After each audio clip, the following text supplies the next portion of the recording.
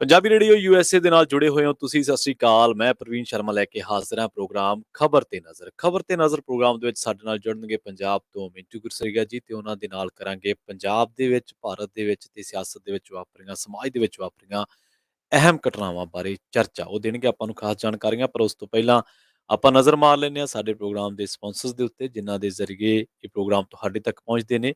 Khalsa insurance agency ਵਾਲੇ ਸਾਡੇ programme ਨੂੰ ਸਪਾਂਸਰ ਕਰਦੇ ਨੇ। ਕਿਸੇ ਵੀ ਤਰ੍ਹਾਂ ਦੀ ਇੰਸ਼ੋਰੈਂਸ ਲੈਣੀ ਹੈ ਤਾਂ ਉਹਨਾਂ ਦੇ ਨਾਲ ਸੰਪਰਕ ਕੀਤਾ ਜਾ ਸਕਦਾ ਹੈ। ਨੰਬਰ ਹੈ ਜੀ 408-272-2500।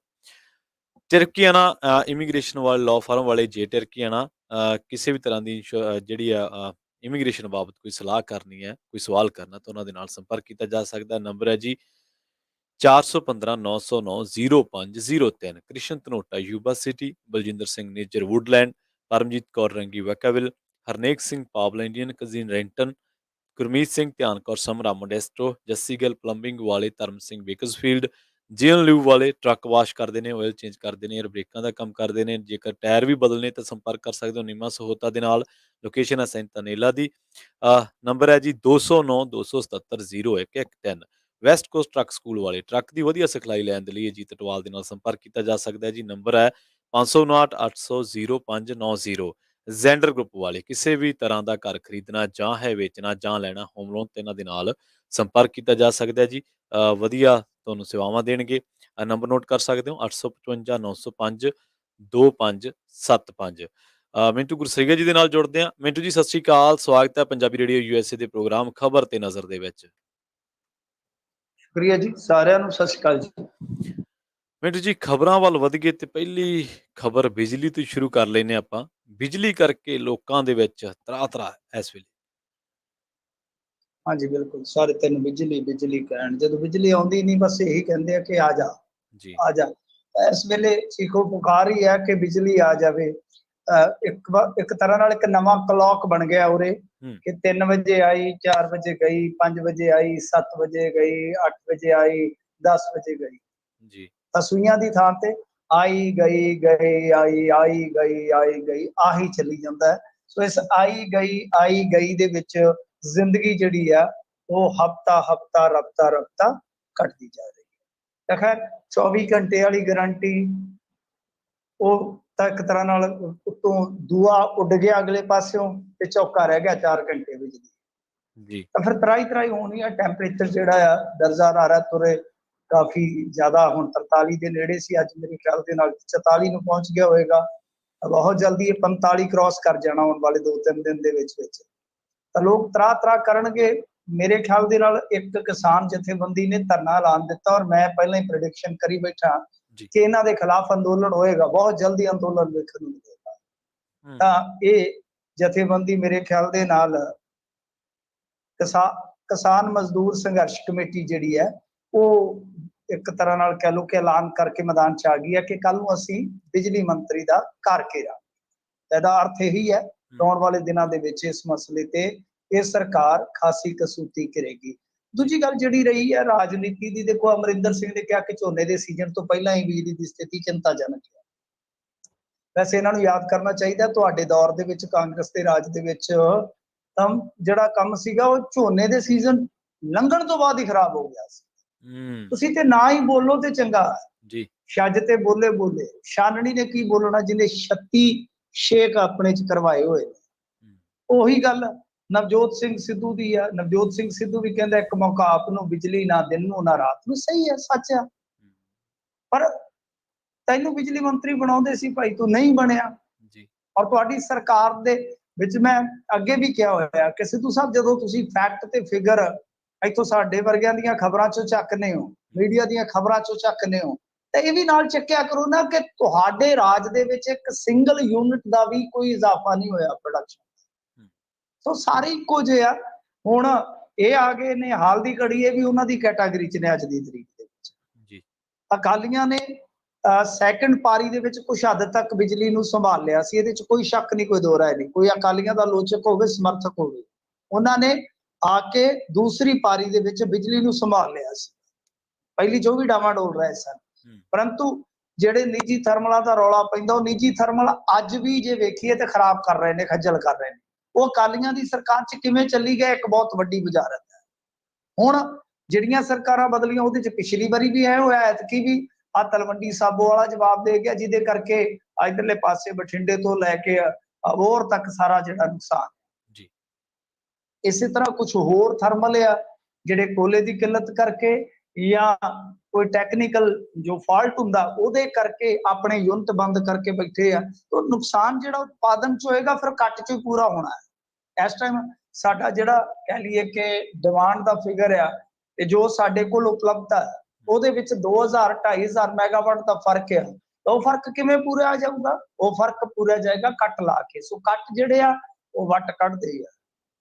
ਹੁਣ ਜੇ ਆਪਾਂ ਦੇਖੀਏ ਤਾਂ ਸ਼ਹਿਰੀ ਸੈਕਟਰ ਦੇ ਵਿੱਚ ਵੀ ਤੇ ਪੇਂਡੂ ਸੈਕਟਰ ਦੋਵਾਂ ਦੇ ਵਿੱਚ ਹੀ ਕੱਟ ਜਿਹੜੇ ਲੱਗ ਰਹੇ ਆ। ਹਾਂ, ਖੇਤਾਂ ਨੂੰ ਜਿਹੜੀ ਬਿਜਲੀ ਦਿੰਦੇ ਆ ਉਹ ਕੋਈ 4-5 ਘੰਟੇ ਦਿੰਦੇ ਆ, ਪਰ ਪੂਰੀ ਉੱਥੇ ਵੀ ਨਹੀਂ ਮਿਲਦੀ। ਇਸ ਕਰਕੇ ਬਹੁਤ ਬੁਰਾ ਹਾਲ ਆ, ਬਹੁਤ ਮੰਦਾ ਹਾਲ ਆ। ਹਾਲਾਂਕਿ ਇੱਕ ਅੱਛੀ ਖਬਰ ਜਿਹੜੀ ਅੱਜ ਦੇਰ ਸ਼ਾਮੀ ਸਾਨੂੰ ਸੁਣਨ ਨੂੰ ਮਿਲੀ ਹੈ ਕਿ ਰੋਪੜ ਪਲਾਂਟ ਦਾ ਇੱਕ ਯੂਨਿਟ ਜਿਹੜਾ ਚਾਲੂ ਹੋ ਗਿਆ ਦੁਬਾਰਾ, ਰੋਪੜ ਪਲਾਂਟ ਦਾ। ਪਰ ਇਹ ਸਾਰਾ ਕੁਛ ਹੈ ਜਿਹੜਾ ਉਹ ਇੰਨੀ ਜਲਦੀ ਠੀਕ ਨਹੀਂ ਹੋਏਗਾ। ਜੇ ਇੰਡੀਆ ਲੈਵਲ ਤੇ ਵੇਖੋਗੇ ਬਹੁਤ ਸਾਰੀਆਂ ਸਟੇਟਾਂ ਦੇ ਵਿੱਚ ਇਹ ਪਾਵਰ ਸੰਕਟ ਆਇਆ ਪਿਆ, ਚਾਹੇ ਹਰਿਆਣਾ ਹੈ, ਰਾਜਸਥਾਨ ਆ, ਯੂਪੀ ਆ, ਬਹੁਤ ਸਾਰੀਆਂ ਸਟੇਟਾਂ। ਆਉਣ ਵਾਲੇ ਸਮੇਂ ਦੇ ਵਿੱਚ ਹਾਲਾਂਕਿ ਇੰਡੀਆ ਜਿਹੜਾ ਉਹ ਵਰਲਡ ਦਾ ਸਭ ਤੋਂ ਜ਼ਿਆਦਾ ਬਿਜਲੀ ਪੈਦਾ ਕਰਨ ਦੀ ਸਮਰੱਥਾ ਰੱਖਣ ਵਾਲਾ ਮੁਲਕ ਹੈ, ਨੋਟੇਬਲ ਚੀਜ਼ ਹੈ। ਬਟ ਜਿਹੜੀ ਸਮਰੱਥਾ ਉਹ ਪੂਰੀ ਚੱਲਦੀ ਨਹੀਂ ਹੈ। ਜੀ 3,88,000 ਮੈਗਾਵਾਟ ਉਤਪਾਦਨ ਦੀ ਸਮਰੱਥਾ ਹੈ ਇੰਡੀਆ ਕੋਲ, ਬਟ ਉਹ ਚੱਲਦੀ ਕਿੰਨੀ ਹੈ ਕਿ 2 ਲੱਖ ਮੈਗਾਵਾਟ ਬਣਾਉਂਦੇ ਨੇ। ਜੇ ਉਹ ਪੂਰੀ ਚਲਾ ਦਿੱਤੀ ਜਾਵੇ ਮੇਰੇ ਖਿਆਲ ਦੇ ਨਾਲ ਡਿਮਾਂਡ ਜਿਹੜੀ ਪੂਰੀ ਹੋ ਜਾਏਗੀ। ਔਰ ਇਹਨਾਂ ਨੂੰ ਜਿਹੜੇ ਹੁਣ ਇਹ ਗੱਲ ਕਹਿੰਦੇ ਆ ਐ ਆ ਜੀ, ਇਹਨਾਂ ਨੂੰ ਪਹਿਲਾਂ ਸੋਚ ਲੈਣਾ ਚਾਹੀਦਾ ਸੀਗਾ। ਕੋਵਿਡ ਦੇ ਦੌਰ ਦੇ ਵਿੱਚ 1.5 ਸਾਲ ਜੋ ਉਦਯੋਗਿਕ ਐਕਟੀਵਿਟੀਜ਼ ਨੇ ਉਹ ਬੰਦ ਰਹੀਆਂ। ਉਹ ਜਦੋਂ ਖੁੱਲਣਗੀਆਂ ਡਿਮਾਂਡ ਜਿਹੜੀ ਉਸ ਸਮੇਂ ਦੀ ਡਿਮਾਂਡ ਸੀ ਉਹਦੇ ਨਾਲੋਂ ਇਨਕਰੀਜ਼ ਹੋਣੀ ਹੈ। ਸਾਡੇ ਪੰਜਾਬ ਵਾਲੇ ਬਿਜਲੀ ਮੰਤਰੀ ਇਸ ਤਰ੍ਹਾਂ ਦੀਆਂ ਅੱਜ ਕੱਲ ਦਲੀਲਬਾਜ਼ੀਆਂ ਦੇ ਰਹੇ ਨੇ। ਤਾਂ ਜਦੋਂ ਤੁਸੀਂ ਕਿਸੇ ਮੁਲਕ ਨੂੰ ਲੋਕਡਾਊਨ ਕਰੋਗੇ, ਫਰਜ਼ ਕਰੋ ਤੁਸੀਂ ਮਾਰਚ 1920 ਨੂੰ ਕੀਤਾ, ਤਾਂ ਮਾਰਚ 2021 ਦੇ ਵਿੱਚ ਜਿੰਨੀ ਤੁਹਾਡੀ ਪਿੱਛੇ ਡਿਮਾਂਡ ਸੀਗੀ ਉਹਦੇ ਤੋਂ ਇਨਕਰੀਜ਼ ਹੋਏਗੀ ਨਾ, ਇਨਕਰੀਜ਼ ਹੋਏਗੀ।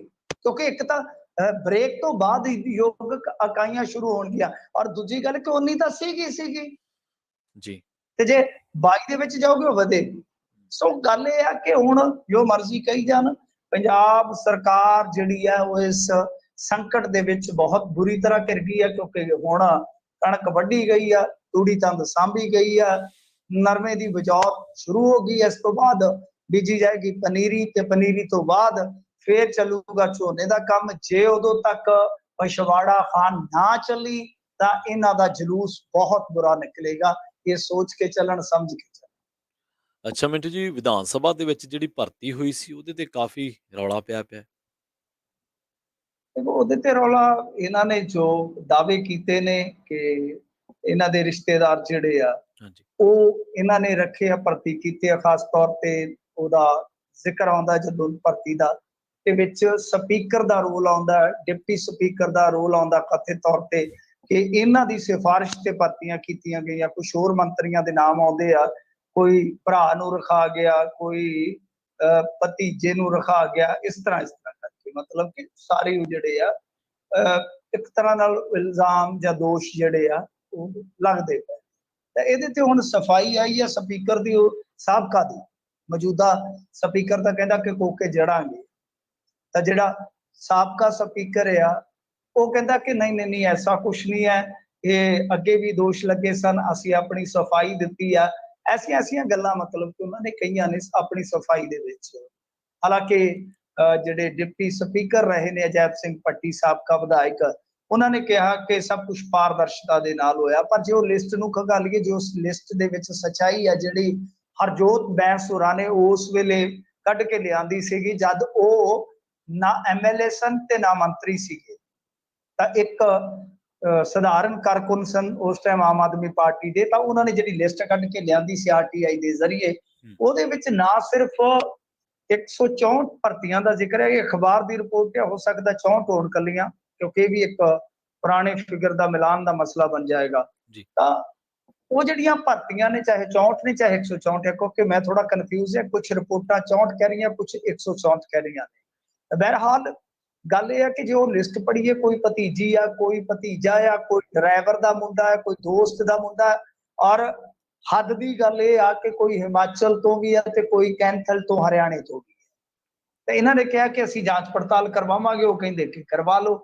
ਸੋ ਇਹ ਖਿੱਚ ਧੂ ਹੈ ਜੀ, ਹੁਣ ਇਹਦੇ ਵਿੱਚ ਕੀ ਨਿਕਲਦਾ ਕੀ ਨਹੀਂ ਨਿਕਲਦਾ ਪਤਾ ਨਹੀਂ ਹੈ, ਪਰ ਐਸਾ ਧੂਆਂ ਉੱਠਦਾ ਹੈ, ਹਰੇਕ ਭਰਤੀ ਚ ਉੱਠਦਾ ਹੈ, ਹਰੇਕ ਭਰਤੀ ਚ ਉੱਠਦਾ, ਚਾਹੇ ਉਹ ਕਿਸੇ ਦੀ ਵੀ ਭਰਤੀ ਹੋਵੇ, ਕਿਸੇ ਵੀ ਮਹਿਕਮੇ ਦੀ ਭਰਤੀ ਹੋਵੇ, ਉਹਦੇ ਤੇ ਦੋਸ਼ ਇਸ ਤਰ੍ਹਾਂ ਲੱਗਦੇ ਹੀ ਲੱਗਦੇ ਆ। ਜਦੋਂ ਭਰਤੀਆਂ ਤੇ ਦੋਸ਼ ਲੱਗਦੇ ਆ ਤਾਂ ਵਿਧਾਨ ਸਭਾ ਦੇ ਵਿੱਚ ਜਿੱਥੇ ਬੈਠੇ ਹੀ ਜਾ ਕੇ ਐਮਐਲਏ ਆ, ਜਿੱਥੇ ਬੈਠੇ ਹੀ ਜਾ ਕੇ ਸੱਤਾਧਾਰੀ ਆ, ਉੱਥੇ ਤਾਂ ਫਿਰ ਭਾਈ ਇਹ ਜਿਹੜਾ ਦੋਸ਼ ਆ ਉਹ ਨਿਰਾਪੁਰਾ, ਅਸੀਂ ਇਹ ਨਹੀਂ ਕਹਿ ਸਕਦੇ ਕਿ ਕਥਿਤ ਤੌਰ ਤੇ ਝੂਠਾ ਹੈ ਜਾਂ ਸੱਚਾ ਹੈ। ਉਹਦੇ ਵਿੱਚ ਸਚਾਈ ਵੀ ਹੋ ਸਕਦੀ ਹੈ, ਉਹਦੇ ਵਿੱਚ ਝੂਠ ਵੀ ਹੋ ਸਕਦਾ ਹੈ। ਪਰ ਜਦੋਂ ਹਰਜੋਤ ਬੈਂਸ ਨੇ ਇਹ ਸਾਰਾ ਮਾਮਲਾ ਕੱਢਿਆ ਸੀ, ਅੱਜ ਰੰਧਾਵੇ ਵਰਗੇ ਧਮਕੀਆਂ ਦਿੰਦੇ ਪਏ ਪੱਤਰਕਾਰਾਂ ਨੂੰ ਕਿ ਜਿਨ੍ਹਾਂ ਨੇ ਖਬਰਾਂ ਲਾਈਆਂ ਨੇ ਸਾਡੀਆਂ, ਮੇਰੀ ਗੱਡੀ ਦੀਆਂ, ਕਿੱਡੀ ਕੁ ਗੱਲ ਹੋ ਗਈ ਬਈ, ਤੈਨੂੰ ਪੱਤਰ ਜਾਰੀ ਕੀਤਾ, ਮੈਂ ਡੈਫਾਮੇਸ਼ਨ ਦਾ ਕੇਸ ਪਾਉਂਗਾ, ਕਿਹਦੇ ਕਿਹਦੇ ਤੇ ਪਾਏਗਾ?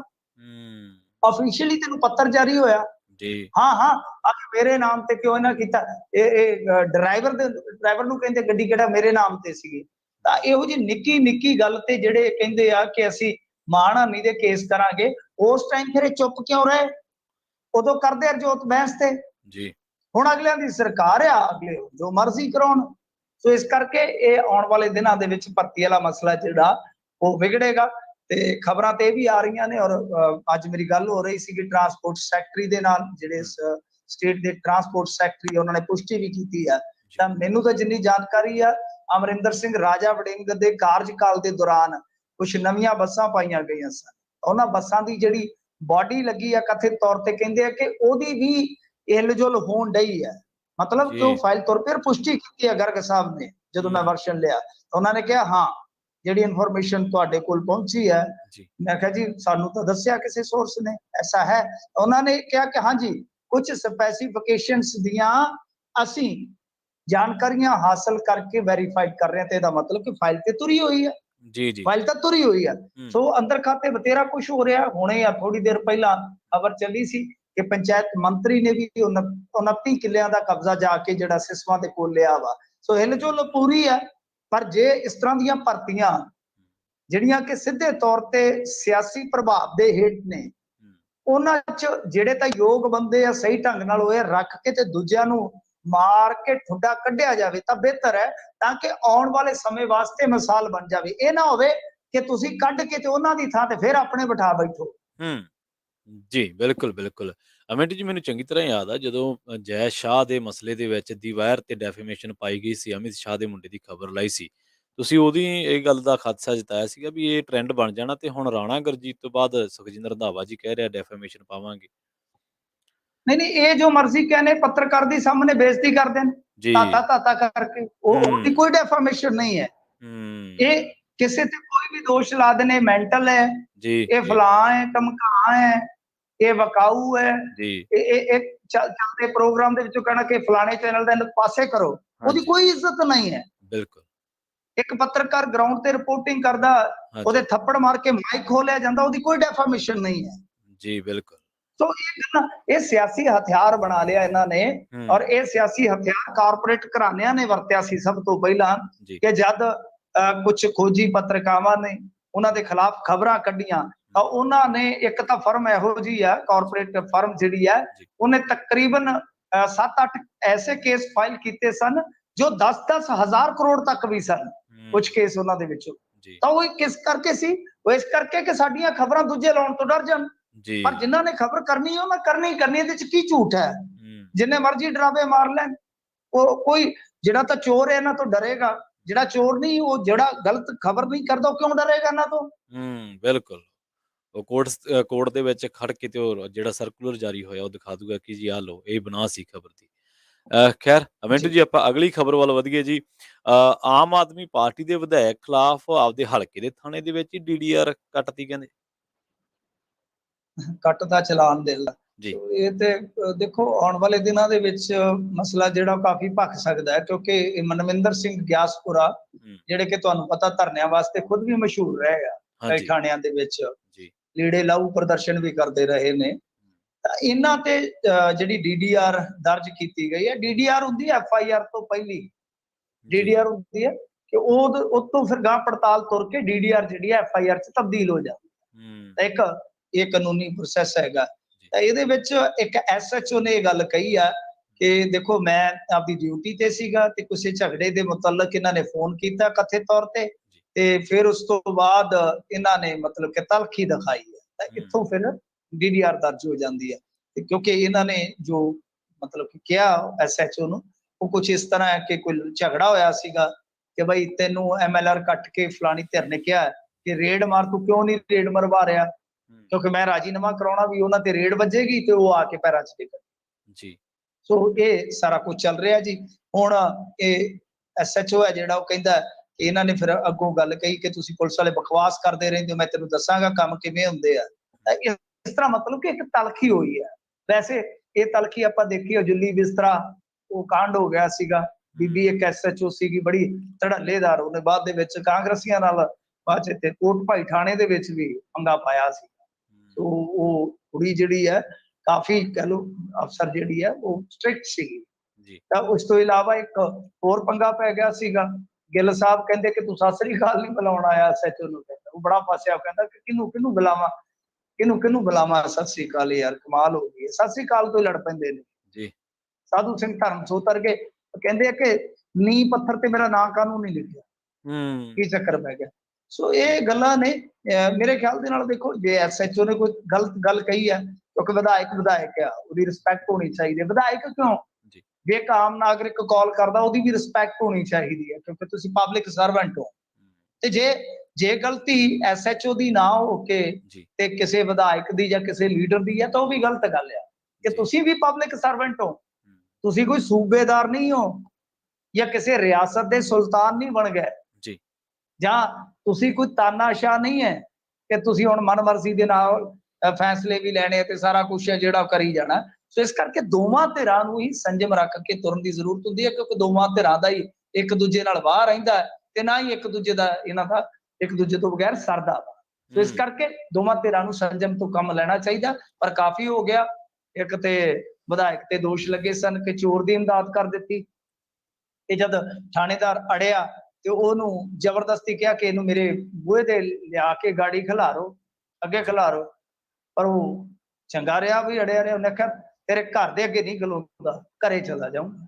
ਫਿਰ ਇੱਕ ਗੈਂਗਸਟਰ ਫੜਿਆ ਗਿਆ ਕਥਿਤ ਤੌਰ ਤੇ, ਜੀ ਉਹ ਇੱਕ ਵਿਧਾਇਕ ਦੇ ਨਾਲ ਖਲੋਤਾ ਫੋਟੋਆਂ ਦੇ ਵਿੱਚ, ਜਿਹੜੀਆਂ ਫੋਟੋਆਂ ਨੂੰ ਕਦੇ ਵਾਇਰਲ ਕਰਿਆ ਕਰਦੇ ਸੀਗੇ। ਤੇ ਫਿਰ ਇਹ ਵੀ ਖਬਰਾਂ ਆਈਆਂ ਕਿ ਉਸੇ ਵਿਧਾਇਕ ਦੇ ਕੋਲ ਜਾ ਕੇ ਕੁਝ ਦਿਨ ਪਹਿਲਾਂ ਉਹਨੇ ਟਰੱਕ ਯੂਨੀਅਨ ਦੀ ਪ੍ਰਧਾਨਗੀ ਵੀ ਮੰਗੀ ਸੀ।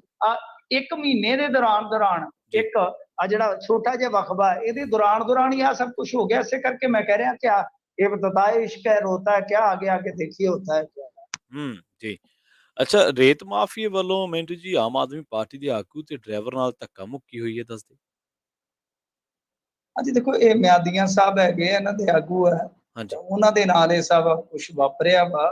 ਅਸਲ ਦੇ ਵਿੱਚ ਕੀ ਹੈ ਕਿ ਜਿਹੜਾ ਇਹ ਅਜਨਾਲੇ ਵਾਲਾ ਏਰੀਆ, ਇੱਥੇ ਵੀ ਬੜੀ ਜ਼ਿਆਦਾ ਮਾਈਨਿੰਗ ਹੁੰਦੀ ਹੈ। ਸਾਨੂੰ ਮਾਈਨਿੰਗ ਦੀਦੀ ਆ ਜੀ ਫਾਜ਼ਿਲਕਾ, ਜੀਰਾ, ਪਠਾਨਕੋਟ ਇਸ ਸਾਈਡ, ਜਦਕਿ ਅਜਨਾਲਾ ਵੱਲ ਵੀ ਪਿਛਲੇ ਕੁਝ ਸਾਲਾਂ ਤੋਂ ਬਹੁਤ ਜ਼ਬਰਦਸਤ ਤਰੀਕੇ ਦੀ ਮਾਈਨਿੰਗ ਹੁੰਦੀ ਹੈ। ਜੀ ਔਰ ਸੱਤਾਧਾਰੀਆਂ ਨਾਲ ਜੁੜੇ ਲੋਕ ਉਹ ਮਾਈਨਿੰਗ ਕਰਦੇ ਨੇ ਜਾਂ ਕਰਵਾਉਂਦੇ, ਕਿਉਂਕਿ ਹੁਣ ਸਰਕਾਰ ਬਦਲੀ ਆ, ਕੁਝ ਐਕਸ਼ਨ ਹੁੰਦੇ ਆ। ਤਾਂ ਰਾਜਾ ਸਾਂਸੀ ਦੇ ਲਾਗੇ ਕੋਈ ਪਿੰਡ ਆ ਕਾਕੜ ਤਰੀ, ਉਹਦੇ ਵਿੱਚ ਕਿਤੇ ਮਾਈਨਿੰਗ ਹੋ ਰਹੀ ਸੀ, ਉਹਨੂੰ ਚੈੱਕ ਕਰਨ ਗਏ ਸੀਗੇ ਹਲਕਾ ਰਾਜਾ ਸਾਂਸੀ ਤੋਂ ਜਿਹੜੇ ਆਮ ਆਦਮੀ ਪਾਰਟੀ ਦੇ ਸੀਨੀਅਰ ਆਗੂ ਮਿਆਦੀਆਂ ਸਾਹਿਬ। ਹਾਂਜੀ ਤੇ ਉੱਥੇ ਕਹਿੰਦੇ ਆ ਕਿ ਕੋਈ 2-3 ਬੰਦੇ ਸੀਗੇ ਜਿਹੜੇ ਕਿ ਮਾਈਨਿੰਗ ਦੇ ਮੁਖੀ ਹੋਣੇ ਆ ਜਾਂ ਮਾਫੀਆ ਕਹਿ ਲਓ।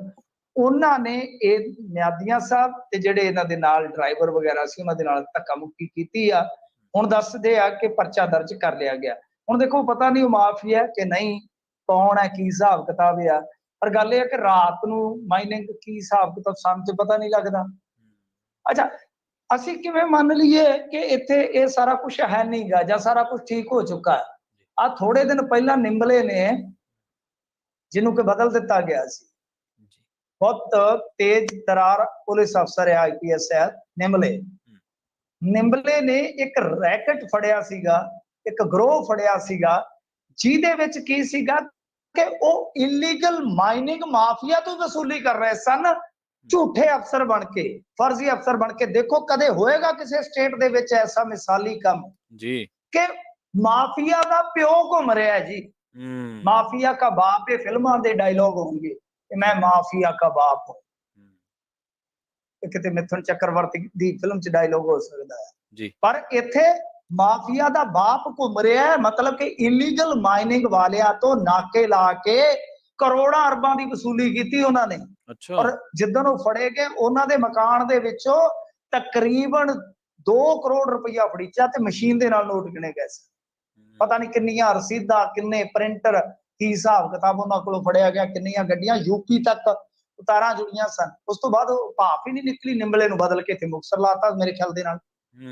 ਸੋ ਗੱਲ ਇਹ ਹੈ ਕਿ ਅਸੀਂ ਇਸ ਗੱਲ ਦੇ ਹੱਕ 'ਚ ਖਲੋਤੇ ਹਾਂ ਕਿ ਹੁੰਦਾ ਔਰ ਹਾਲੇ ਵੀ ਹੋ ਰਿਹਾ ਹੈ ਜੀ ਕਿ ਜਿੱਥੇ ਵੀ ਛਾਪਾ ਮਾਰਦੇ ਉੱਥੇ ਇਲੀਗਲ ਮਾਈਨਿੰਗ ਮਿਲ ਰਹੀ ਹੈ। ਇਹਦਾ ਮਤਲਬ ਕਿ ਮਾਈਨਿੰਗ ਹੋ ਰਹੀ ਹੈ ਤੇ ਥੱਲੜੇ ਜਿਹੜੇ ਹੁੰਦੇ ਆ ਲੀਡਰ ਚਟਪੂੰਜੀਏ ਟਾਈਪ, ਉਹ ਕਈ ਵਾਰ ਰਲ ਜਾਂਦੇ ਆ। ਇਸ ਕਰਕੇ ਲਗਾਤਾਰ ਡਰਨਾ ਨਹੀਂ ਚਾਹੀਦਾ। ਜੇ ਕਿਸੇ ਆਗੂ ਦੇ ਨਾਲ ਧੱਕਾ ਮੁੱਕੀ ਹੋ ਗਈ ਆ, ਇਹਦੇ ਤੇ ਮਜ਼ਾਕ ਵੀ ਨਹੀਂ ਉਡਾਉਣਾ ਚਾਹੀਦਾ। ਦੇਖੋ ਜਿੱਥੇ ਆਲੋਚਨਾ ਹੁੰਦੀ ਹੈ ਅਸੀਂ ਆਲੋਚਨਾ ਕਰਦੇ ਹਾਂ, ਪਰ ਜਿੱਥੇ ਹੱਲਾਸ਼ੇਰੀ ਦੀ ਜ਼ਰੂਰਤ ਹੈ ਹੱਲਾਸ਼ੇਰੀ ਦੇਣੀ ਚਾਹੀਦੀ ਹੈ ਕਿ ਡਰਨ ਦੀ ਲੋੜ ਨਹੀਂ ਹੈ। ਇਹਨਾਂ ਦੇ ਨਾਲ ਇੱਕ ਅਫਸਰ ਨੇ ਵੀ ਲੋਹਾ ਲਿਆ ਹੋਇਆ ਹੈ, ਬਥੇਰੇ ਲੋਕ ਨੇ ਜਿਹੜੇ ਇਹਨਾਂ ਦੇ ਨਾਲ ਅੜਦੇ ਆ। ਸੋ ਅੜਨ ਦੀ ਜ਼ਰੂਰਤ ਹੈ, ਝੜ ਜਾਣਗੇ ਜਲਦੀ। ਜੇ ਤੁਸੀਂ ਅੜੋਗੇ ਤੇ ਝੜ ਜਾਣਗੇ। ਜੇ ਇਹਨਾਂ ਦੇ ਨਾਲ ਹੀ ਹਿੱਸੇਦਾਰ ਹੋ ਜਾਓਗੇ ਤਾਂ ਇਹ 5 ਫੁੱਟ ਦੀ ਥਾਂ ਤੇ ਫਿਰ 50 ਫੁੱਟ ਮਾਈਨਿੰਗ ਕਰਨਗੇ। ਸੋ ਇਹ ਸਾਰੀਆਂ ਗੱਲਾਂ ਜਿਹੜੀਆਂ ਉਹ ਸੋਚ ਕੇ ਵਿਚਾਰ ਕੇ ਚੱਲਣਾ ਪਊਗਾ ਕਿ ਜੇ ਪੰਜਾਬ ਨੂੰ ਸਵਾਰਨਾ ਮਾੜਾ ਮੋਟਾ ਫਿਰ ਐਸਾ ਧੱਕਾ ਮੁੱਕੀ ਦਾ ਬਾਈ ਜਰਨਾ ਪਊਗਾ। ਜਰਨਾ ਹੀ ਨਹੀਂ ਪਊਗਾ, ਖੜਨਾ ਵੀ ਪਊਗਾ, ਲੜਨਾ ਵੀ ਪਊਗਾ। ਜੀ ਜੀ ਜੀ ਮਿੰਟੂ ਜੀ, ਅਗਲੀ ਖਬਰ ਵੱਲ ਵਧੀਏ ਆਪਾਂ। ਸਾਬਕਾ ਡੀਜੀਪੀ ਸਮੇਤ ਸੈਣੀ ਨੂੰ ਪੰਜਾਬ ਤੇ ਹਰਿਆਣਾ ਹਾਈ ਕੋਰਟ ਤੋਂ ਕਿਸੇ ਕੇਸ ਦੇ ਵਿੱਚ ਰਾਹਤ ਮਿਲੀ ਹੈ ਤੇ ਮਾਮਲਾ ਕਿਸੇ ਕੋਠੀ ਨਾਲ ਜੁੜਿਆ ਦੱਸਦੇ। ਹਾਂਜੀ ਦੇਖੋ, ਇਹ ਕੋਠੀ ਵਾਲਾ ਮਸਲਾ ਹੈ। ਕੋਠੀ ਵਾਲਾ ਮਸਲਾ ਤੇ ਵੈਸੇ ਸਭ ਨੂੰ ਪਤਾ ਹੀ ਆ ਕਿ ਇੱਕ ਕੋਠੀ ਹੈ, ਇੱਕ ਕੋਠੀ ਹੁੰਦੀ ਬੇਦਲਾ, ਇੱਕ ਹੁੰਦੀ ਕਾਰ ਬੇਦਲਾ। ਜੀ ਜੇ ਤੇਰੇ ਪੱਲੇ ਵੀ ਹੁੰਦੇ ਪੈਸੇ 4 ਬੇਦਲਾ। ਸੋ ਗੱਲ ਇਹ ਆ ਕਿ ਇਹਦੇ ਕੋਲ ਤੇ ਪੈਸੇ 4 ਹੈਗੇ ਸੀਗੇ ਤਾਂ ਇਹਨੇ ਜੋ ਇੱਕ ਰੈਂਟਲ ਡੀਡ ਬਣਾਈ ਸੀਗੀ, ਦੱਸਦੇ ਆ ਕਥਿਤ ਤੌਰ ਤੇ, ਉਹ 2.5 ਲੱਖ ਦੀ ਹੈ। 2.5 ਲੱਖ ਕਿਰਾਇਆ ਜਾ ਰਿਹਾ, ਮਤਲਬ ਕਿ ਇਸ ਟਾਈਪ ਦੀ ਉਹ ਰੈਂਟਲ ਡੀਡ ਸੀ। ਪਰ ਬੇਸਿਕਲੀ ਦੱਸਿਆ ਇਹ ਜਾਂਦਾ ਹੈ ਕਥਿਤ ਤੌਰ ਤੇ ਕਿ ਉਹ ਇਨਡਾਇਰੈਕਟ ਵੇ ਦੇ ਨਾਲ ਕੋਠੀ ਇਹਦੀ ਸੈਣੀ ਜਿਹੜੀ ਗਾਂ ਇੱਕ ਬੈਂਕ ਤੋਂ ਨਿਲਾਮੀ 'ਚ ਹਾਸਲ ਕੀਤੀ ਗਈ ਸੀ। ਲੰਮੀ ਚੌੜੀ ਉਹਦੀ ਕਹਾਣੀ ਹੈ, ਬਹੁਤ ਵਾਰੀ ਮੈਂ ਦੱਸ ਚੁੱਕਾ ਵਾਂ। ਤਾਂ ਖੈਰ ਉਹ ਮਾਮਲਾ ਜਿਹੜਾ ਉਹ ਚੱਲਦਾ ਪਿਆ, ਉਹ ਚੱਲਦਾ ਪਿਆ ਕਿਉਂਕਿ ਇਨਕੁਆਰੀ ਖੁੱਲੀ ਸੀ ਇਹਦੇ ਖਿਲਾਫ। ਇਹ ਇਨਕੁਆਰੀ ਚਲਦੀ ਚਲਦੀ ਫਿਰ ਤੁਹਾਨੂੰ ਪਤਾ ਹੀ ਆ ਕੇਸ ਦਾ ਰੂਪ ਧਾਰਨ ਕਰ ਗਈ। ਤਾਂ ਉਸ ਤੋਂ ਬਾਅਦ ਇਹਨੂੰ ਰਾਹਤ ਵੀ ਮਿਲੀ, ਸੁਪਰੀਮ ਕੋਰਟ ਤੱਕ ਮਸਲਾ ਗਿਆ, ਵਾਪਸ ਆਇਆ ਹੇਠਲੀ ਅਦਾਲਤ ਨੇ। ਔਰ ਵੈਸੇ ਕਮਾਲ ਦੀ ਗੱਲ ਆ ਕਿ ਜਿਸ ਦਿਨ ਇਹ ਸੁਣਵਾਈ ਹੋ ਰਹੀ ਸੀ ਜ਼ਮਾਨਤ ਦੀ ਹੇਠਲੀ ਕੋਰਟ ਦੇ ਵਿੱਚ, ਤਾਂ ਅੱਪਰ ਕੋਰਟ ਦੇ ਵਿੱਚ, ਹਾਈ ਕੋਰਟ ਦੇ ਵਿੱਚ ਸੁਣਵਾਈ ਹੋ ਰਹੀ ਸੀਗੀ ਜੋ ਰਾਹਤ ਪਹਿਲਾਂ ਮਿਲੀ ਹੋਈ ਸੀ ਉਸ ਚੀਜ਼ ਨੂੰ ਲੈ ਕੇ। ਤਾਂ ਇੱਕ ਪਾਸੇ ਤੇ ਕੁਝ ਮੀਡੀਆ ਅਦਾਰੇ ਰਿਪੋਰਟ ਕਰ ਰਹੇ ਸਨ ਕਿ ਆਮ ਆਦਮੀ ਪਾਰਟੀ ਨੇ ਕਿਹਾ ਕਿ ਸਾਨੂੰ ਕਿਸੇ ਵੀ ਕੇਸ ਦੇ ਵਿੱਚ ਇਹਦੀ ਗ੍ਰਿਫਤਾਰੀ ਲੋੜੀਂਦੀ ਨਹੀਂ ਹੈ, ਜਦਕਿ ਹੇਠਲੀ ਅਦਾਲਤ 'ਚ ਉਹ ਇਹਦੀ ਬੇਲ ਦੀ ਵਿਰੋਧਤਾ ਕਰ ਰਹੇ ਸਨ। ਇਹ ਕੰਟਰਾਡਿਕਸ਼ਨ ਆਪਸ ਦੇ ਵਿੱਚ ਜਿਹੜੀ ਹੈ ਉਹ ਸਮਝਣ ਨੂੰ ਤੁਸੀਂ ਸਮਝ ਸਕਦੇ ਆ। ਤਾਂ ਖੈਰ ਰਾਹਤ ਮਿਲ ਗਈ ਆ। ਹੇਠਲੀ ਅਦਾਲਤ ਨੇ ਇਹਦੀ ਜ਼ਮਾਨਤ ਜਿਹੜੀ ਖਾਰਜ ਕਰ ਦਿੱਤੀ ਸੀਗੀ, ਪਰ ਹਾਈ ਕੋਰਟ ਨੇ ਇਹਦੀ ਜ਼ਮਾਨਤ ਜਿਹੜੀ ਆ ਉਹ ਪ੍ਰਵਾਨ ਕਰ ਲਈ ਹੈ। ਪਰ ਹੁਣ ਵੱਡਾ ਸਵਾਲ ਇਹੀ ਰਹੇਗਾ ਕਿ ਜਿਹੜੀ ਇਹ ਕਥਿਤ ਤੌਰ ਤੇ ਖਬਰ ਆਈ ਕਿ ਇਹਨਾਂ ਨੇ ਜਾ ਕੇ ਕਿਹਾ, ਇਹਨਾਂ ਦੀ ਲੀਗਲ ਟੀਮ ਨੇ ਕਿਹਾ ਕਿ ਸਾਨੂੰ ਇਹਦੀ ਹਿਰਾਸਤ ਚਾਹੀਦੀ ਨਹੀਂ ਹੈ, ਕਿ ਉਹ ਸਰਕਾਰ ਹੁਣ ਇਸ ਬੇਲ ਨੂੰ ਉੱਤੇ ਡਬਲ ਬੈਂਚ ਕੋਲ ਜਾਂ ਫਿਰ ਜੇ ਲੋੜ ਪਈ ਤਾਂ ਸੁਪਰੀਮ ਕੋਰਟ ਕੋਲ ਚੈਲੰਜ ਕਰੇਗੀ ਕਿ ਜਾਂ ਦੂਜੀਆਂ ਸਰਕਾਰਾਂ ਵਾਂਗੂ ਡੰਗ ਟਪਾਊ ਨੀਤੀ ਤੇ ਚੱਲੂ। ਜੀ ਜੀ ਜੀ ਅਗਲੀ ਖਬਰ ਵੱਲ ਵਧੀਏ। ਨਸ਼ਾ ਜੇ ਤਸਕਰਾਂ ਦੀ ਕੋਈ ਜਾਣਕਾਰੀ ਦੇਊਗਾ ਤੇ ਉਹਨੂੰ ਮਿਲੂਗਾ 51,000 ਦਾ ਨਾਮ। ਦੇਖੋ 52 ਤੇ ਠੀਕ ਹੈ, ਪਰ ਪੰਗਾ ਵੀ ਪੈ ਜਾਂਦਾ ਹੈ ਨਾ ਕਈ ਵਾਰ। ਪੰਗਾ ਵੀ ਨਹੀਂ ਗਾ, ਦੰਗਾ ਵੀ ਹੋ ਜਾਂਦਾ ਹੈ। ਤੇ ਤੁਹਾਨੂੰ ਪਤਾ ਦੰਗਾ ਇਜ਼ ਨਾਟ ਚੰਗਾ। ਇਹ ਸਾਰਾ ਕੁਝ ਚੱਲਦਾ ਹੈ। ਖੈਰ ਇਹ ਇੱਕ ਡੀਸੀ ਸਾਹਿਬ ਨੇ ਜਿਨ੍ਹਾਂ ਨੇ ਐਲਾਨ ਕੀਤਾ ਵਾ ਨਵਾਂ ਸ਼ਹਿਰ, ਇਹਨਾਂ ਨੇ ਆਖਿਆ ਕਿ ਜੇ ਕੋਈ ਸੂਚਨਾ ਦੇਵੇਗਾ ਤੇ ਉਹਨੂੰ ਅਸੀਂ 51,000 ਰੁਪਏ ਦਾ ਨਗਦ ਇਨਾਮ ਜਿਹੜਾ ਉਹ ਦੇਵਾਂਗੇ ਤੇ ਦੱਸੀ ਗਈ ਖੇਪ ਦੀ ਬਰਾਮਦਗੀ ਉਪਰੰਤ ਹੀ ਇਨਾਮ ਜਿਹੜਾ ਉਹ ਦਿੱਤਾ ਜਾਊਗਾ। ਮਤਲਬ ਕਿ ਇਨਾਮਾਤ ਰੱਖੇ ਜਾ ਰਹੇ ਨੇ। ਗੱਲ ਇਹ ਆ ਕਿ ਅੱਗੇ ਲੋਕਾਂ ਨੇ ਬੜਾ ਸਾਥ ਦਿੱਤਾ ਸੀ ਅਮਰਿੰਦਰ ਸਰਕਾਰ ਵੇਲੇ ਪੁਲਿਸ ਦਾ। ਹੂੰ, ਬੜੇ ਲੋਕਾਂ ਨੇ ਚਿੱਟੇ ਦੇ ਖਿਲਾਫ ਜਿਹੜਾ ਹਫ਼ਤਾ ਮਨਾਇਆ ਗਿਆ ਸੀ ਉਹਦੇ ਤੋਂ ਉਤਸ਼ਾਹਤ ਹੋ ਕੇ ਆਵਾਜ਼ ਬੁਲੰਦ ਜਿਹੜੀ ਕੀਤੀ ਸੀਗੀ, ਹਾਂਜੀ, ਉਹਦਾ ਸਿੱਟਾ ਇਹ ਨਿਕਲਿਆ ਸੀਗਾ ਕਿ ਪੁਲਿਸ ਕੋਲ ਢੇਰ ਸਾਰੀਆਂ ਸ਼ਿਕਾਇਤਾਂ ਜਾਂਦੀਆਂ ਸਨ, ਹੂੰ, ਵੀਡੀਓ ਜਾਂਦੀਆਂ ਸਨ। ਪਰ ਬਾਅਦ ਦੇ ਵਿੱਚ ਚੱਕਰ ਕੀ ਪਿਆ? ਚੱਕਰ ਇਹ ਪਿਆ ਕਿ ਬਹੁਤ ਸਾਰੀਆਂ ਥਾਵਾਂ ਤੇ, ਜੀ, ਪੰਜਾਬ ਦੀਆਂ ਬਹੁਤ ਸਾਰੀਆਂ ਥਾਵਾਂ ਤੇ ਇਹ ਵੇਖਣ ਨੂੰ ਮਿਲਿਆ ਕਿ ਜਿਹੜੇ ਇਸ ਤਰ੍ਹਾਂ ਦੇ ਛੋਟੇ ਕਹਿ ਲਓ ਜਾਂ ਵੱਡੇ ਕਹਿ ਲਓ ਬਲੈਕੀਏ ਸੀ, ਉਹਨਾਂ ਨੇ ਥਾਣੇ ਦੇ ਵਿੱਚੋਂ ਤੇ ਆਪਦਾ ਕਲੇਸ਼ ਨਿਬੇੜ ਲਿਆ।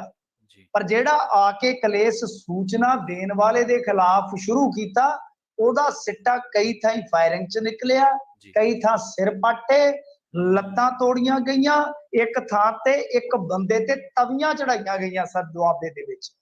ਜੀ, ਆ ਕਾਂਗੇ ਦੇ ਵਿੱਚ ਘਰੇ ਵੜ ਕੇ ਗੋਲੀਆਂ ਚਲਾਈਆਂ ਗਈਆਂ ਸਨ। ਸ਼ਾਮ ਖੇੜਾ ਸਾਡੇ ਲਾਗੇ ਆ, ਇੱਥੇ ਵੀ ਇੱਕ ਇਸੇ ਤਰ੍ਹਾਂ ਦੀ ਵਾਰਦਾਤ ਵਾਪਰੀ ਸੀਗੀ। ਜੀ, ਤਾਂ ਦੁਆਬੇ ਤੋਂ ਲੈ ਕੇ ਮਾਲਵੇ ਤੱਕ ਇੰਨੀਆਂ ਦੁਸ਼ਮਣੀਆਂ ਪਈਆਂ ਕਿ ਲੋਕਾਂ ਨੇ ਮੁੜ ਕੇ ਹਥਿਆਰ ਸੁੱਟ ਕੇ ਉਹਨਾਂ ਆਖਿਆ ਦਫਾ ਕਰੋ, ਹੂੰ, ਅੱਗ ਲਾਓ। ਅਸੀਂ ਸੂਚਨਾ ਦੇ ਕੇ ਬੰਦਾ ਫੜਾਉਨੇ ਆ, ਜੀ, ਉਹ ਪੈਸੇ ਦੇ ਕੇ ਬੰਦਾ ਜਿਹੜਾ ਛੁੱਟਾਉਂਦਾ, ਉਹਦਾ ਉੱਥੇ ਕੋਈ ਜ਼ਿਆਦਾ ਜਾਂਦਾ ਨਹੀਂ ਤੇ ਜਾਂਦੀ ਆ ਮਾਤੜ ਦੀ ਹੋ ਜਾਂਦੀ ਆ। ਸੋ ਇਸ ਕਰਕੇ ਲੋਕਾਂ ਨੇ ਦੁਸ਼ਮਣੀਆਂ ਖੱਟੀਆਂ ਉਸ ਦੌਰ ਦੇ ਵਿੱਚ। ਮੈਨੂੰ ਨਹੀਂ ਲੱਗਦਾ ਕਿ ਕੋਈ ਇਨਾਮ ਹਾਸਲ ਕਰਨ ਵਾਸਤੇ ਇਸ ਤਰ੍ਹਾਂ ਦੁਸ਼ਮਣੀ ਪਾਏਗਾ। ਤਾਂ ਰੌਲਾ ਇਹ ਆ ਕਿ ਜੇ ਤੁਹਾਡਾ ਭਰੋਸਾ ਵੱਧ ਜਾਏਗਾ, ਮਤਲਬ ਕਿ ਲੋਕਾਂ ਦਾ ਭਰੋਸਾ ਵੱਧ ਜਾਏਗਾ ਨਾ ਪੁਲਿਸ ਤੇ, ਤਾਂ ਫਿਰ ਸੂਚਨਾ 51,000 ਨੂੰ ਨਹੀਂ ਜਾਏਗੀ, ਸੂਚਨਾ ਜਾਏਗੀ ਆਪਣੇ ਭਵਿੱਖ ਨੂੰ, ਸੂਚਨਾ ਜਾਏਗੀ ਫਿਰ ਆਪਣੇ ਪਿੰਡ ਦੇ ਜਿਹੜੇ ਬੱਚੇ ਉਹਨਾਂ ਨੂੰ ਬਚਾਉਣ ਵਾਸਤੇ। ਤਾਂ ਉਹ ਹੂੰ, ਇੱਕ ਭਾਵਨਾ ਹੁੰਦੀ ਹੈ, ਸਪਿਰਿਟ ਹੁੰਦੀ ਹੈ। ਤਾਂ ਜੀ, ਉਹ ਸਪਿਰਿਟ ਜਿਹੜੀ ਆ ਉਹ ਸਿੱਧੇ ਤੌਰ ਤੇ ਕਿਤੇ ਨਾ ਕਿਤੇ ਯਕੀਨਤਾ ਨਾਲ ਜੁੜਦੀ ਆ, ਵਿਸ਼ਵਾਸ ਨਾਲ ਜੁੜਦੀ ਆ। ਤਾਂ ਪੁਲਿਸ ਨੂੰ ਜਾਂ ਪ੍ਰਸ਼ਾਸਨ ਨੂੰ ਸਭ ਤੋਂ ਪਹਿਲਾਂ ਜਨਤਾ ਦਾ ਭਰੋਸਾ ਜਿੱਤਣਾ ਹੋਏਗਾ। ਜੀ, ਜੇ ਉਹ ਭਰੋਸਾ ਨਹੀਂ ਜਿੱਤ ਪਾਉਣਗੇ ਤਾਂ ਉਹ ਜੰਗ ਕਦੇ ਨਹੀਂ ਜਿੱਤ ਸਕਦੇ। ਨੈਵਰ, ਕਦੇ ਵੀ ਨਹੀਂ ਏਦਾਂ ਹੋਏਗਾ। ਜੀ, ਜੀ, ਜੀ। ਅੱਛਾ ਮੈਨੂੰ ਜੀ ਹਿੰਦੀ ਦੀ ਗੱਲ ਕਰੀਏ, ਇੱਕ ਵਾਰੀ ਅਮਿਤ ਸ਼ਾਹ ਨੇ ਬਿਆਨ ਦਿੱਤਾ ਸੀਗਾ ਤੇ ਉਸ ਤੋਂ ਬਾਅਦ ਸਾਡੇ ਇੱਥੇ ਕਈ ਕਲਾ ਅਦਾਕਾਰ ਭਰਾਵਾਂ ਨੇ ਉਹਦੀ ਨਾਲ ਹੀ ਸਹਿਮਤੀ ਦੇ ਦਿੱਤੀ ਸੀਗੀ ਕਿ ਹਾਂਜੀ, ਹਿੰਦੀ ਬਾਰੇ। ਪਰ ਹੁਣ ਫਿਲਮੀ ਉਦਯੋਗ ਦੇ ਵਿੱਚ ਹਿੰਦੀ ਨੂੰ ਲੈ ਕੇ ਵਿਵਾਦ ਹੋ ਗਿਆ। ਅਜੇ ਦੇਵਗਨ ਤੇ ਕਿੱਚਾ ਸੁਦੀਪ ਜਿਹੜੇ ਆਮੋ-ਸਾਹਮਣੇ ਹੈ। ਜੀ, ਨਹੀਂ ਦੇਖੋ, ਗੱਲ ਕੀ ਹੈ ਕਿ ਉਹ ਬਿਆਨ ਤੇ ਆਇਆ ਸੀਗਾ ਮੇਰੇ ਖਿਆਲ ਦੇ ਨਾਲ 2020 ਦੇ ਵਿੱਚ। ਜੀ, ਉਦੋਂ ਬਾਅਦ ਤੇ ਆ ਥੋੜੇ ਦਿਨ ਪਹਿਲਾਂ ਫਿਰ ਬਿਆਨ ਆਇਆ, ਜੀ, ਔਰ ਬਿਆਨ ਨਹੀਂ ਆਇਆ। ਹੂੰ, ਇਹ ਇੱਕ ਤਰ੍ਹਾਂ ਨਾਲ ਕਹਿ ਲਓ ਕਿ ਕਮੇਟੀ ਜਿਹੜੀ ਬਣਦੀ ਹੁੰਦੀ ਆ, ਸਾਡੇ ਇੱਥੇ ਆਫੀਸ਼ੀਅਲ ਲੈਂਗੁਏਜ ਐਕਟ ਆ, ਜੀ, ਜੀ, ਤਾਂ ਉਹਦੀ ਰਿਪੋਰਟ ਜਾਂਦੀ ਆ ਵੋਲੀਅਮ ਦੇ ਵਿੱਚ। ਜਿਹੜੀ 13ਵਾਂ ਵੋਲੀਅਮ ਸੀਗਾ, ਹੂੰ, ਉਹ ਜਦੋਂ ਜਾਣਾ ਸੀਗਾ ਤਾਂ ਅਮਿਤ ਸ਼ਾਹ ਨੇ ਇੱਕ ਸਪੀਚ ਦਿੱਤੀ ਹੈ ਜਿਹਦੇ 'ਚ ਉਹਨਾਂ ਕਿਹਾ ਕਿ ਦੇਖੋ ਲੋਕਲ ਲੈਂਗੁਏਜ ਜਿਹੜੀਆਂ ਨੇ ਰਹਿਣੀਆਂ ਚਾਹੀਦੀਆਂ ਨੇ, ਹੂੰ, ਬਟ ਸਾਨੂੰ ਆਪਣੀ ਜਿਹੜੀ ਸੰਪਰਕ ਭਾਸ਼ਾ ਹੈ ਜੀ, ਉਹ ਅੰਗਰੇਜ਼ੀ ਦਰਕਿਨਾਰ ਕਰਕੇ ਹਿੰਦੀ ਅਪਣਾਉਣੀ ਚਾਹੀਦੀ ਹੈ। ਜੀ, ਸੋ ਅਮਿਤ ਸ਼ਾਹ ਦਾ ਪੁਰਾਣਾ ਬਿਆਨ ਨਹੀਂ, ਇੱਕ ਨਵਾਂ ਬਿਆਨ ਵੀ ਆਇਆ ਜਿਸ ਤੋਂ ਹੂੰ, ਬਾਅਦ ਇਹ ਮਸਲਾ ਛਿੜਿਆ, ਜਿਸ ਜੀ, ਤੋਂ ਬਾਅਦ ਇਹ ਮਸਲਾ ਫਿਰ ਦੁਬਾਰਾ ਛਿੜਿਆ। ਸੋ ਇਹ ਦੋ ਐਕਟਰਾਂ ਦੀ ਬਹਿਸ ਹੈ, ਹੂੰ, ਦੋ ਅਦਾਕਾਰਾਂ ਦੀ ਬਹਿਸ ਆ। ਇਹ ਜਿਹੜੀ ਉਹ ਫਿਲਮ ਆਈ ਆ ਕੋਈ ਰੌਲੇ ਰੱਪੇ ਵਾਲੀ KFG 2 ਜੀ, ਕੋਈ ਸ਼ਾਇਦ, ਜੀ, ਤਾਂ ਉਹਦੇ ਤੋਂ ਸ਼ੁਰੂ ਹੋਇਆ। ਮੈਨੂੰ ਤਾਂ ਇੰਨੀ ਨੌਲੇਜ ਨਹੀਂ ਹੈਗੀ। ਹੂੰ, ਤਾਂ ਉਸ ਫਿਲਮ ਤੋਂ ਇਹ ਮਸਲਾ ਜਿਹੜਾ ਤੁਰਦਾ ਇੱਥੋਂ ਤੱਕ ਬਣਿਆ। ਤਾਂ ਉਹਦੇ 'ਚ ਕਿੱਚਾ ਸੁਦੀਪ ਦਾ ਇੱਕ ਟਵੀਟ ਵੀ ਆਇਆ ਸੀਗਾ ਜਿਹਦੇ ਵਿੱਚ ਉਹਨੇ ਕਿਹਾ ਕਿ ਮਤਲਬ ਕਿ ਉਹਨੇ ਸਿੱਧੇ ਤੌਰ ਤੇ ਕਹਿ ਲਈਏ ਕਿ ਰੱਦ ਕੀਤਾ ਕਿ ਇਹ ਜਿਹੜੀ ਹਿੰਦੀ ਹੈ ਉਹ ਰਾਸ਼ਟਰੀ ਭਾਸ਼ਾ ਨਹੀਂ। ਤਾਂ ਜਿਹੜਾ ਹੈਗਾ ਖਾਸਮ ਖਾਸ ਇਹਨਾਂ ਦਾ ਅਜੇ ਦੇਵਗਨ, ਜੀ, ਉਹ ਕਹਿੰਦਾ ਹੈਗੀ ਆ ਹੂੰ, ਇਹ ਰਾਸ਼ਟਰੀ ਭਾਸ਼ਾ। ਤੋਂ ਇੱਥੋਂ ਬਹਿਸ ਚੱਲੀ ਆ ਇਹਦੇ ਵਿੱਚ। ਹੁਣ ਜੇ ਆਪਾਂ ਦੇਖੀਏ ਦੱਖਣ ਦੇ ਕੁਝ ਲੀਡਰ ਆ ਜਿਹੜੇ, ਜੀ, ਉਹ ਵੀ ਐਂਟਰੀ ਮਾਰ ਚੁੱਕੇ ਆ, ਜਿਹਦੇ ਵਿੱਚ ਸਾਬਕਾ ਮੁੱਖ ਮੰਤਰੀ ਕੁਮਾਰ ਸਵਾਮੀ ਵੀ ਆ, ਤੇ ਜਿਹੜੇ ਇਸ ਟਾਈਮ ਲੀਡਰ ਆਫ ਆਪੋਜੀਸ਼ਨ ਵਾਲੇ ਆ ਜਿਹੜੇ ਸਿੱਧਾਰਮਈਆ, ਜਿਹੜੇ ਕਿ ਕਹਿ ਲਓ ਕਿ ਸਾਬਕਾ ਮੁੱਖ ਮੰਤਰੀ ਵੀ ਹੈ, ਹੂੰ, ਉਹ ਸਾਰੇ ਹੀ ਕੁੱਦ ਪਏ। ਕਿਉਂਕਿ ਇਹ ਦੇਖੋ ਦੱਖਣ ਵਾਲਿਆਂ ਦੀ ਇੱਕ ਖਾਸੀਅਤ ਹੈ, ਵਿਲੱਖਣਤਾ ਹੈ ਕਿ ਆਪਣੀ ਮਾਂ ਬੋਲੀ ਵਾਸਤੇ ਉਹ ਇਕੱਠੇ ਖੜ ਜਾਂਦੇ ਆ। ਜੀ, ਪਾਰਟੀਆਂ ਵੱਖ-ਵੱਖ ਹੋਣ, ਹੂੰ, ਪਦਵੀਆਂ ਵੱਖ-ਵੱਖ ਹੋਣ, ਕੋਈ ਫਰਕ ਨਹੀਂ ਪੈਂਦਾ। ਹੂੰ, ਸੋ ਇਹ ਲੱਗੇ ਨੇ ਇਹਦੇ ਮਗਰ। ਰਾਮ ਗੋਪਾਲ ਵਰਮਾ ਨੇ ਵੀ ਇਹਦੇ ਤੇ, ਜਿਹਨੂੰ ਰਾਮੂ ਕਿਹਾ ਜਾਂਦਾ ਹੈ, ਬੜੀਆਂ ਅੱਛੀਆਂ ਫਿਲਮਾਂ ਵੀ ਦਿੱਤੀਆਂ ਨੇ। ਜੀ, ਜੰਗਲ ਫਿਲਮ ਸੀਗੀ ਇਹਦੀ ਇੱਕ, ਔਰ ਇਸ ਤੋਂ ਇਲਾਵਾ ਰੰਗੀਲਾ। ਹੂੰ, ਤਾਂ ਕਹਿਣ ਦਾ ਮਤਲਬ ਇਹ ਹੈ ਕਿ ਉਹ ਸਾਰੇ ਮੁੱਠ ਹੋ ਕੇ ਪਏ ਨੇ ਕਿ ਬਾਈ ਹਿੰਦੀ ਰਾਸ਼ਟਰੀ ਭਾਸ਼ਾ ਨਹੀਂ ਹੈਗੀ ਜਿਸ ਤਰ੍ਹਾਂ ਤੁਸੀਂ ਕਹਿ ਰਹੇ ਹੋ। ਜੀ, ਠੀਕ ਹੈ ਨਾ, ਹਾਂਜੀ, ਜਿਸ ਤਰ੍ਹਾਂ ਤੁਸੀਂ ਕਹਿ ਰਹੇ ਹੋ। ਹੂੰ, ਔਰ ਇਹ ਅਜੇ ਦੇਵਗਨ ਹੈ ਜਿਹੜਾ, ਇਹ ਖੋਤੇ ਦਿਮਾਗ ਦਾ ਆਦਮੀ ਹੈ।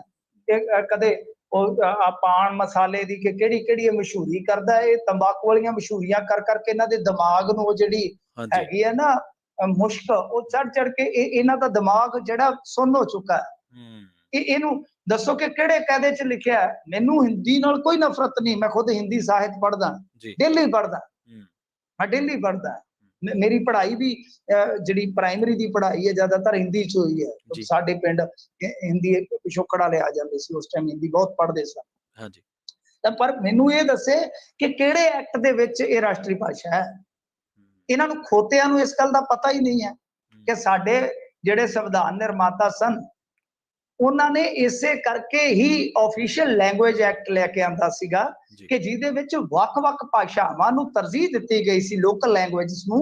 ਔਰ ਇਸ ਤੋਂ ਇਲਾਵਾ ਸੰਪਰਕ ਭਾਸ਼ਾ ਦੇ ਨਾਂ ਤੇ, ਦਫ਼ਤਰੀ ਭਾਸ਼ਾ ਦੇ ਨਾਂ ਤੇ ਦੋ ਬਦਲ ਦਿੱਤੇ ਗਏ ਸਨ, ਅੰਗਰੇਜ਼ੀ ਔਰ ਹਿੰਦੀ। ਰਾਸ਼ਟਰੀ ਭਾਸ਼ਾ ਕੋਈ ਨਹੀਂ ਬਣਾਈ ਗਈ ਇਸ ਕਰਕੇ ਕਿਉਂਕਿ ਸਾਡੇ ਤੇ ਕਿਹਾ ਜਾਂਦਾ ਕਿ ਦੋ ਕੋ ਤੇ ਬਾਣੀ ਵੀ ਬਦਲ ਜਾਂਦੀ ਹੈ, ਬੋਲੀ ਵੀ ਤੇ ਪਾਣੀ ਵੀ ਬਦਲ ਜਾਂਦਾ। ਜਿੱਥੇ ਇਹਨਾਂ ਚੀਜ਼ਾਂ ਦਾ ਨਹੀਂ ਪਤਾ ਤੇ ਫਿਰ ਬੰਦੇ ਨੂੰ ਕੀ ਕਹੋਗੇ ਤੁਸੀਂ? ਜੀ। ਤਾਂ ਮਿੰਟੂ ਜੀ, ਇਹਨਾਂ ਖਬਰਾਂ ਤੇ ਜਾਣਕਾਰੀਆਂ ਦੇਣ ਦੇ ਲਈ ਤੁਹਾਡਾ ਬਹੁਤ-ਬਹੁਤ ਧੰਨਵਾਦ ਜੀ। ਸ਼ੁਕਰੀਆ ਜੀ, ਜੀ।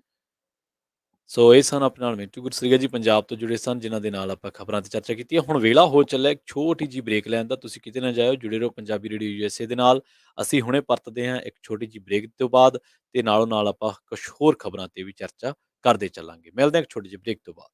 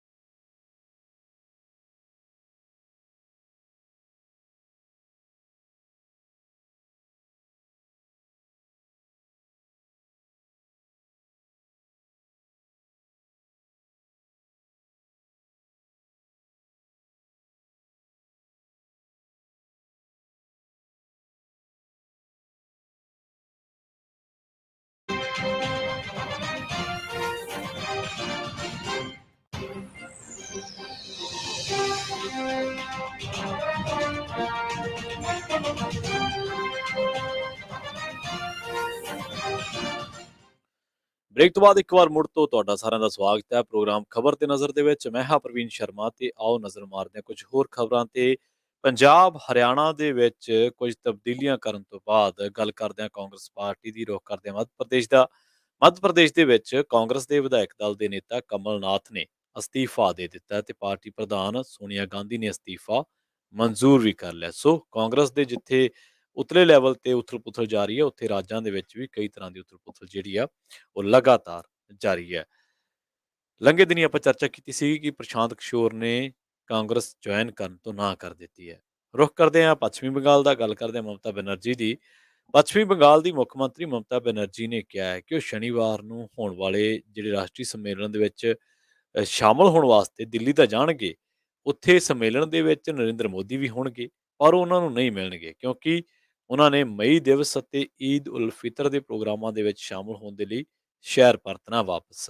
ਮਮਤਾ ਬੈਨਰਜੀ ਨੇ ਪੱਤਰਕਾਰਾਂ ਨੂੰ ਦੱਸਿਆ ਹੈ ਕਿ ਉਹਨਾਂ ਨੇ ਆਪਣੀ ਵਾਪਸੀ ਦੀ ਟਿਕਟ ਵੀ ਬੁੱਕ ਕਰਵਾਈ ਹੈ ਤੇ ਉਹਨਾਂ ਨੇ ਕਿਹਾ ਹੈ ਕਿ ਜਦੋਂ ਸਮਾਗਮ ਹੋਣਗੇ ਤਾਂ ਸਮਾਗਮਾਂ ਤੋਂ ਪਹਿਲਾਂ ਪਹੁੰਚਿਆ ਜਾਊਗਾ ਤੇ ਨਾਲ ਹੀ ਵਾਪਸੀ ਹੋਈ ਹੋਊਗੀ, ਪਰ ਇਸ ਵਾਰ ਪ੍ਰਧਾਨ ਮੰਤਰੀ ਨੂੰ ਮਿਲਣ ਦਾ ਸਮਾਂ ਨਹੀਂ ਮਿਲੇਗਾ। ਤਾਂ ਉਹਨਾਂ ਨੇ ਪ੍ਰਧਾਨ ਮੰਤਰੀ ਦੇ ਨਾਲ ਉਹਨਾਂ ਦੀ ਜਿਹੜੀ ਮੁਲਾਕਾਤ ਜਿਹੜੀ ਕਿ ਕਿਆਸੀ ਜਾ ਰਹੀ ਸੀਗੀ, ਉਹ ਨਹੀਂ ਹੋਊਗੀ। ਤੁਹਾਨੂੰ ਸਾਰਿਆਂ ਨੂੰ ਯਾਦ ਹੋਣਾ 2019 ਦੀ ਗੱਲ ਹੈ, ਜਦੋਂ ਦੇਸ਼ ਦੇ ਵਿੱਚ ਅਸਹਿਣਸ਼ੀਲਤਾ ਦਾ ਮਾਹੌਲ ਬਣ ਗਿਆ ਸੀ ਤੇ ਇਸੇ ਦਰਮਿਆਨ ਸ੍ਰੀਨਗਰ ਤੋਂ ਸਾਬਕਾ ਆਈਐਸ ਅਧਿਕਾਰੀ ਸ਼ਾਹ ਫੈਜ਼ਲ, ਜਿਸ ਨੇ ਦੇਸ਼ ਦੇ ਵਿੱਚ ਵੱਧ ਰਹੀ ਅਸਹਿਣਸ਼ੀਲਤਾ ਦਾ ਹਵਾਲਾ ਦਿੰਦਿਆਂ 2019 ਦੇ ਵਿੱਚ ਸਰਕਾਰੀ ਨੌਕਰੀ ਛੱਡ ਦਿੱਤੀ ਸੀ ਤੇ ਇੱਕ ਪਾਰਟੀ ਬਣਾ ਲਈ ਸੀ। ਦੁਬਾਰਾ ਉਸਨੇ ਸਰਕਾਰੀ ਸੇਵਾ ਜਿਹੜੀ ਆ ਹੁਣ ਸ਼ੁਰੂ ਕਰ ਦਿੱਤੀ ਹੈ। ਇਸ ਦੀ ਪੁਸ਼ਟੀ ਇੱਕ ਅਧਿਕਾਰੀ ਨੇ ਕੀਤੀ ਹੈ। ਫੈਜ਼ਲ ਦਾ ਅਸਤੀਫਾ ਮਨਜ਼ੂਰ ਨਹੀਂ ਸੀ ਕੀਤਾ ਗਿਆ। ਫੈਜ਼ਲ ਜੰਮੂ ਕਸ਼ਮੀਰ ਸਿਵਲ ਪ੍ਰਸ਼ਾਸਨ ਵਿਭਾਗ ਦੇ ਵਿੱਚ ਪੋਸਟਿੰਗ ਦੀ ਉਡੀਕ ਕਰ ਰਹੇ ਨੇ। ਜੰਮੂ ਅਤੇ ਕਸ਼ਮੀਰ ਤੋਂ ਯੂਪੀਐਸਸੀ ਦੇ ਪਹਿਲੇ ਟੌਪਰ ਰਹੇ ਫੈਜ਼ਲ ਨੇ ਸਰਕਾਰੀ ਸੇਵਾ ਦੇ ਵਿੱਚ ਵਾਪਸੀ ਦੇ ਸੰਕੇਤ ਦਿੱਤੇ ਨੇ। ਯੂਪੀਐਸਸੀ ਦੇ ਟੌਪਰ ਰਹੇ ਨੇ ਫੈਜ਼ਲ, ਪਰ 2019 ਦੇ ਵਿੱਚ ਜਦੋਂ ਦੇਸ਼ ਦੇ ਵਿੱਚ ਸਹਿਣਸ਼ੀਲਤਾ ਦਾ ਮਾਹੌਲ ਪੀਕ ਤੇ ਚਲਾ ਗਿਆ ਸੀ ਤਾਂ ਉਦੋਂ ਫੈਜ਼ਲ ਨੇ ਵੱਧ ਰਹੀ ਸਹਿਣਸ਼ੀਲਤਾ ਦਾ ਹਵਾਲਾ ਦਿੰਦਿਆਂ ਸਰਕਾਰੀ ਨੌਕਰੀ ਛੱਡ ਦਿੱਤੀ ਸੀ। ਅਗਸਤਾ ਵੈਸਟਲੈਂਡ ਹੈਲੀਕਾਪਟਰ ਘੁਟਾਲੇ ਦੀ ਗੱਲ ਕਰਾਂਗੇ। ਇਸ ਮਾਮਲੇ ਦੇ ਵਿੱਚ ਸਾਬਕਾ ਰੱਖਿਆ ਸਕੱਤਰ ਸ਼ਸ਼ੀਕਾਂਤ ਸ਼ਰਮਾ ਨੂੰ ਜ਼ਮਾਨਤ ਦਿੱਤੀ ਹੈ। ਦਿੱਲੀ ਦੀ ਅਦਾਲਤ ਨੇ ਜ਼ਮਾਨਤ ਦਿੱਤੀ ਹੈ। ਜੱਜ ਅਰਵਿੰਦ ਕੁਮਾਰ ਨੇ ਸ਼ਰਮਾ ਨੂੰ 2 ਲੱਖ ਰੁਪਏ ਦੇ ਨਿੱਜੀ ਮੁਚਲਕੇ ਤੇ ਉਨੀ ਹੀ ਰਕਮ ਦੀ ਇੱਕ ਜ਼ਮਾਨਤ ਤੇ ਰਾਹਤ ਦਿੱਤੀ ਹੈ। ਇਸ ਤੋਂ ਪਹਿਲਾਂ ਸ਼ਸ਼ੀਕਾਂਤ ਸ਼ਰਮਾ ਜਿਹੜੇ ਕਿ ਰੱਖਿਆ ਸਕੱਤਰ ਨੇ, ਉਹਨਾਂ ਨੇ ਆਪਣੇ ਖਿਲਾਫ ਜਾਰੀ ਕੀਤੇ ਗਏ ਸੰਮਣ ਤੇ ਅਦਾਲਤ ਦੇ ਵਿੱਚ ਪੇਸ਼ ਹੋਏ ਸਨ। ਸੀਬੀਆਈ ਵੱਲੋਂ ਦਾਖਲ ਚਾਰਜਸ਼ੀਟ ਦਾ ਨੋਟਿਸ ਲੈਂਦਿਆਂ ਅਦਾਲਤ ਨੇ 11 ਅਪ੍ਰੈਲ ਨੂੰ ਸ਼ਰਮਾ ਨੂੰ ਸੰਮਣ ਜਾਰੀ ਕੀਤਾ ਸੀ। ਏਜੰਸੀ ਨੇ ਕਿਹਾ ਕਿ ਉਹਨਾਂ ਦੇ ਖਿਲਾਫ ਕੇਸ ਚਲਾਉਣ ਦੀ ਮਨਜ਼ੂਰੀ ਮਿਲ ਗਈ ਹੈ। ਚਾਰਜਸ਼ੀਟ ਦੇ ਵਿੱਚ ਭਾਰਤੀ ਹਵਾਈ ਫੌਜ ਦੇ ਸੇਵਾ ਮੁਕਤ ਅਧਿਕਾਰੀ ਜਸਪੀਤ ਸਿੰਘ ਪਨੇਸਾ, ਐਨ ਸੰਤੋਸ਼, ਐਸ ਕੁੰਟੇ ਅਤੇ ਥਾਮਸ ਮੈਥਿਊ ਦੇ ਨਾਂ ਸ਼ਾਮਲ ਦੱਸੇ ਗਏ ਨੇ, ਪਰ ਇਹਨਾਂ ਖਿਲਾਫ ਮੁਕੱਦਮਾ ਚਲਾਉਣ ਦੀ ਇਜਾਜ਼ਤ ਹਾਲੇ ਨਹੀਂ ਮਿਲੀ ਹੈ। ਸੋ ਜਾਂਦੇ ਜਾਂਦੇ ਖਬਰ ਪੰਜਾਬ ਤੋਂ ਆ ਰਹੀ ਹੈ ਜੀ, ਬੜੀ ਮੰਦਭਾਗੀ ਦਰਦਨਾਕ ਖਬਰ ਹੈ। ਧਰਮਕੋਟ ਦੇ ਅਧੀਨ ਪੈਂਦਾ ਪਿੰਡ ਡੱਬ ਸਬ ਡਿਵੀਜ਼ਨ ਦੇ ਬੱਗੇ, ਉੱਥੇ ਨੌਜਵਾਨ ਤੂੜੀ ਬਣਾ ਰਿਹਾ ਸੀਗਾ। ਮਸ਼ੀਨ ਦੇ ਰੀਪਰ ਦੇ ਵਿੱਚ ਆਉਣ ਕਰਕੇ ਉਹ ਨੌਜਵਾਨ ਦੀ ਮੌਤ ਹੋ ਗਈ। ਇਹ ਜਿਹੜਾ ਇੱਥੋਂ ਦਾ ਸਰਪੰਚ ਹੈ, ਉਹਨੇ ਦੱਸਿਆ ਵੀ ਕਿਸਾਨ ਬਲਵਿੰਦਰ ਸਿੰਘ ਦੇ ਨੌਜਵਾਨ ਪੁੱਤਰ ਗੁਰਚਰਨ ਸਿੰਘ ਦੀ ਤੂੜੀ ਬਣਾਉਣ ਵਾਲੀ ਮਸ਼ੀਨ ਦੇ ਵਿੱਚ ਆਉਣ ਕਰਕੇ ਮੌਤ ਹੋਈ ਹੈ। ਨੌਜਵਾਨ 23 ਸਾਲਾਂ ਦਾ ਸੀ, ਵਰ੍ਹਿਆਂ ਦਾ ਸੀ, ਮਾਪਿਆਂ ਦਾ ਇਕਲੌਤਾ ਪੁੱਤਰ ਸੀ। ਇਸ ਦੁਖਦਾਈ ਮੌਤ ਦੇ ਨਾਲ ਪਿੰਡ ਬੱਗੇ ਸ਼ੇਰੇਵਾਲਾ ਤੇ ਨਾਲ ਦੇ ਪਿੰਡਾਂ ਦੇ ਵਿੱਚ ਸੋਗ ਦਾ ਮਾਹੌਲ ਬਣ ਗਿਆ ਤੇ ਲੋਕਾਂ ਵੱਲੋਂ ਦੁਖੀ ਪਰਿਵਾਰ ਦੇ ਨਾਲ ਹਮਦਰਦੀ ਪ੍ਰਗਟ ਕੀਤੀ ਜਾ ਰਹੀ ਹੈ। ਇਸ ਦੇ ਨਾਲ ਹੀ ਆਪਾਂ ਖਬਰ ਤੇ ਨਜ਼ਰ ਪ੍ਰੋਗਰਾਮ ਨੂੰ ਇੱਥੇ ਹੀ ਸਮਾਪਤ ਕਰਾਂਗੇ। ਮੈਨੂੰ ਪ੍ਰਵੀਨ ਸ਼ਰਮਾ ਨੂੰ ਇੱਥੇ ਦਿਓ ਇਜਾਜ਼ਤ। ਪੰਜਾਬੀ ਰੇਡੀਓ ਯੂਐਸਏ ਨੂੰ ਆਪਣਾ ਪਿਆਰ ਇਸੇ ਤਰ੍ਹਾਂ ਦਿੰਦੇ ਰਹੋ। ਅਗਲਾ ਪ੍ਰੋਗਰਾਮ ਹਰਜੋਤ ਸਿੰਘ ਖਾਲਸਾ ਜੀ ਤੇ ਉਹਨਾਂ ਦੇ ਨਾਲ ਰਾਜਕਰਮੀ ਸਿੰਘ ਜੀ ਉਹ ਦੇਣਗੇ ਤੁਹਾਨੂੰ ਅਮਰੀਕਾ ਦੇ ਵਿੱਚ ਵਾਪਰੀਆਂ ਅਹਿਮ ਘਟਨਾਵਾਂ ਬਾਰੇ ਖਾਸ ਜਾਣਕਾਰੀਆਂ। ਸੋ ਮੈਨੂੰ ਪ੍ਰਵੀਨ ਸ਼ਰਮਾ ਨੂੰ ਇੱਥੇ ਦਿਓ ਇਜਾਜ਼ਤ। ਸੁਣਦੇ ਰਹੋ ਪੰਜਾਬੀ ਰੇਡੀਓ ਯੂਐਸਏ। ਸਤਿ ਸ਼੍ਰੀ ਅਕਾਲ।